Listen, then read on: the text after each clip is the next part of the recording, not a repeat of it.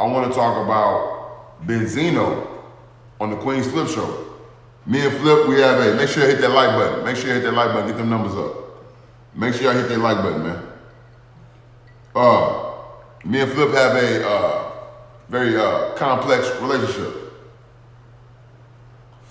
Due to one of his best friends, King Face. You feel me? Who has been alleged to knowingly, right, infect black women with HIV in his community. That's just a point. It's just a fact.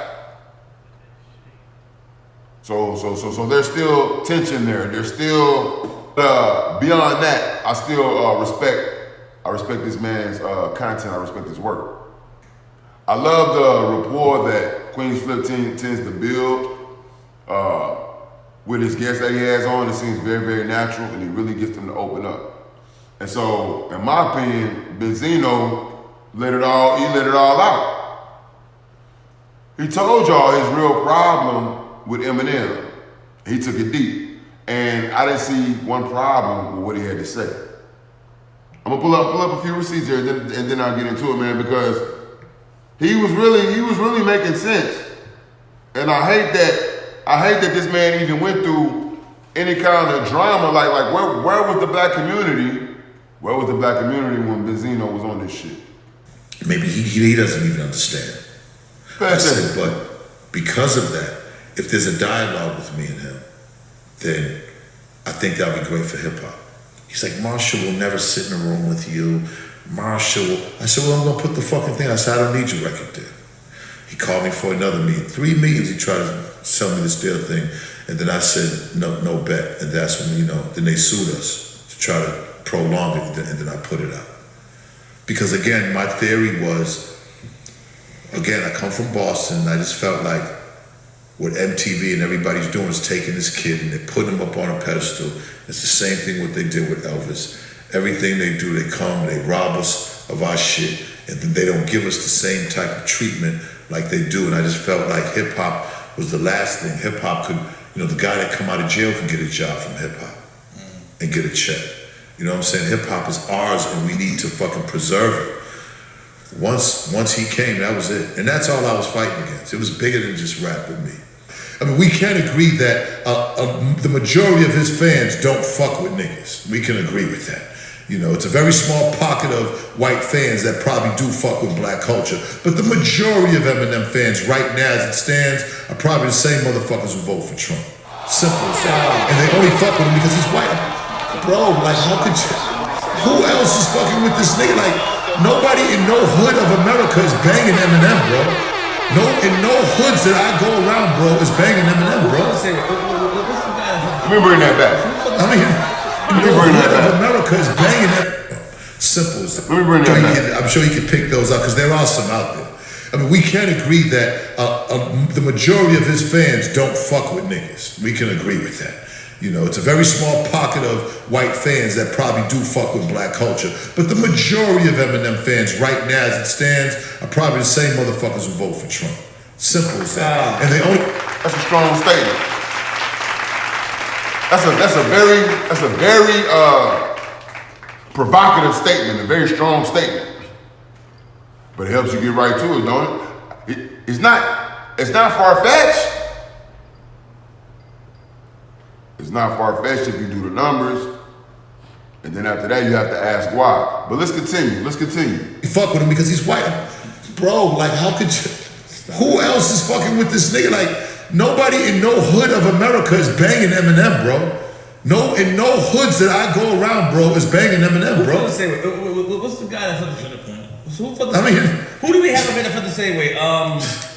Lord Jamar. Hold on, don't say nothing. About Eminem, I had the same conversation. He used to be on Vlad. Lord Jamar. Lord Jamar just apologized for him. To just listen, man. Lord Jamar. You were nice on 105 when you did the interview. Listen. I saw it. I can't find it now. I'm gonna be honest. Like Dave told me, look, we got to get back in good graces. So I went up there and did my I was disappointed in myself because I'm gonna say it right now, flip the script. I did not mean that apology at all. So now he's talking about the apology, right? And this what I love. This is what I love about what we're doing here, man, on these independent platforms. Queenzflip got him to renege on this whole public apology this nigga put out, right? Way back about the Eminem shit to clean everything up. Here he is reneging on like, nigga, fuck that shit. I ain't mean that apology. Fuck that. Niggas had me up there tap dancing. I take that shit back. Pay attention. And I did that just because we was trying to patch shit up with MTV and BET, but it was fuck him then and fuck him now. You know what I'm saying? Did that just because we was trying to patch shit up with MTV and BET, but it was fuck him then and fuck him now. You know what I'm saying? What are you teaching the youth? What are you teaching the youth? To go up there and tap dance because a white man, which is your man. I'm trying to clean that up now. I definitely went up there try to because we were so blacklisted. I went up there and tried to patch things up because it was like, yeah, all right, yeah. You know what I'm saying? Hey, this is what I said. I said, look, I apologize to anybody out there if they felt that I was being racist. That's what I said. I said Eminem is white and he has white fans and he should be able to rap because hip hop is about all diversity, and I mean that in a sense. But my personal feeling about the guy, ever since the rap racist hour, and ever since him always screaming and trying to be tough and all that, I'm not for that. Just like that, bro. So it was interesting because they talked about the tape. See, a lot of y'all acting like y'all don't know. I really didn't know. I really didn't know. You feel me? That Eminem had a whole fucking tape or song, right? About just like Justin, what's his name? Justin Bieber. Y'all let these niggas do this shit, bro. They making these fucking racist ass songs, talking about nigger this, nigger that. And then they blow up to be superstars. Niggas ain't got nothing to say. Benzino exposed Eminem for doing the same shit. Benzino exposed Eminem for doing the same shit. And y'all gave that man a pass. Royce the 5'9", for whatever reason, gave that man a pass. Huh? Benzino did the groundwork. He been put, so he got a right to speak on this shit the way he do. He been laid the groundwork. But you niggas gave him a pass. I didn't hear anything outrageous. I didn't hear anything outside the line that Benzino said. I fully agree with Benzino's take on Eminem. He took it a little bit deeper than Lord Jamar, and he has the receipts. Benzino took it deeper than Lord Jamar. You feel me? Lord Jamar, he had the House of Hip Hop. You feel me? He said that you're a guest in the House of Hip Hop. Right? But if we'd have known you was out there making songs with the word nigga in it, before you even pulled up, nigga, we wouldn't even let you in. That's just my thinking, but I don't know. Y'all tell me what type of world we living in. Y'all tell me what type of world we living in. Huh? You tuned in to the Angry Black Man Podcast. Make sure you hit like, make sure you hit share, and make sure you hit subscribe. Make sure you hit like, make sure you share, make sure you like, make sure you share, and make sure you hit subscribe, man. If you would like to support the show, feel free to cash app $Breadman 281. That's $Breadman 281, right? But this is what we're doing at the Angry Black Man Podcast. You know. So I want to say salute to Benzino. I hit him behind the scenes and I let him know, man. Salute for putting that all out there. You know what I'm saying? Salute to you for standing up for the culture. You know what I'm saying? Standing up for the black community, man. You know what I'm saying? Salute.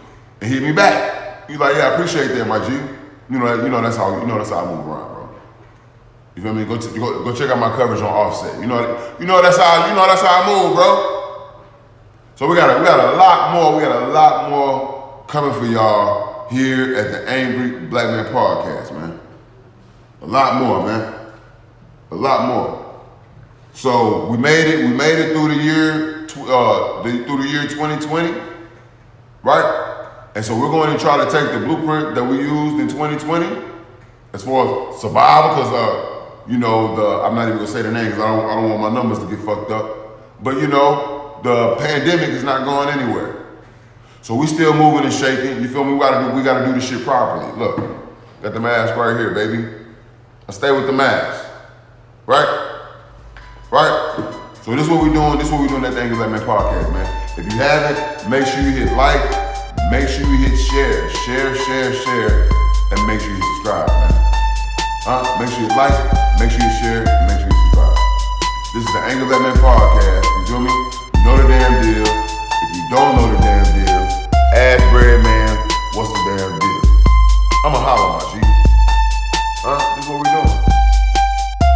I have furniture in my house only for women.